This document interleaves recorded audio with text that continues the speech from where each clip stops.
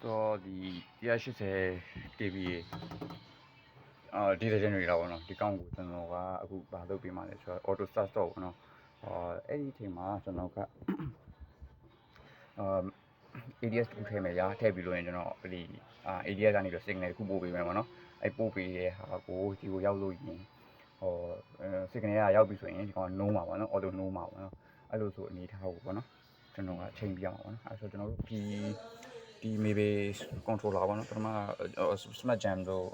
DS တို့ပဲရှိရပါတော့ဒီကောင်ကျွန်တော်တို့ maybe ပေါ့နော်maybe လို့ပဲကျွန်တော်တို့ခေါ်ရပါတော့ဘယ်လိုခေါ်လဲတော့မသိပါဘူးထားလိုက်ပါဆိုတော့အဲ့ maybe လေးနဲ့ကျွန်တော် setting ချိန်နေဟာတွေပေါ့နော်ချက်ပြပေးမယ်ပေါ့နော်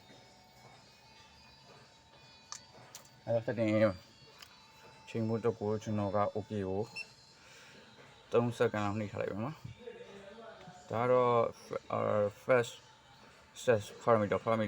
သတ်မှတ်တာတော့ဒါအမြင်ဆုံးသတ်မှတ်တဲ့ဟာဒါ euro တန်းတန်းသတ်မှတ်မဲ့ AI မှာသုံးနေရပါတော့ကျွန်တော်တို့ကအခုကကျွန်တော်က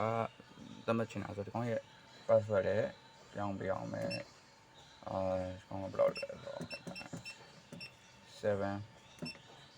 623တောင်းလေနော်ဆိုရင်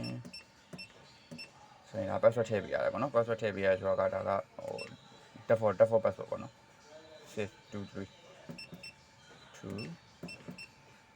3ပေါ့နော်okay ဝင်သွားပြီပေါ့နော်ဒါဆို basic setting တွေပါမယ်ပေါ့နော် basic setting မဟုတ်ဘူးကျွန်တော်ကအခုဒီကောင်ကိုဘာလို့ချင်ရလဲဆိုတော့ align parameter engine align setting တွေဒါပြီး import output မှာဆိုကျွန်တော်က already output 1 output 3 4 input မှာစမှာเนาะဒါမဲ့ကျွန်တော်က input ရဲ့ input 2မှာ2ကိုမှinput 3ပဲ input 3ကိုမှကျွန်တော်ကဒီမှာremote start လုပ်ပေးရမှာเนาะအကယ်၍ဒါဒီမှာဒါ remote start မှာremote start မသတ်မှတ်ထားဘူးဆိုလို့ရင်သူကဘာဖြစ်မလဲဆိုတော့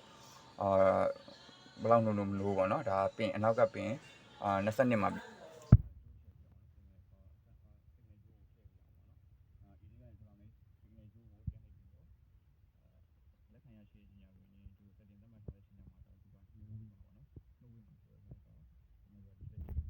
ို့ပါပေါ့နော်အဲ့တော့ဒီလောက်ပါဗျ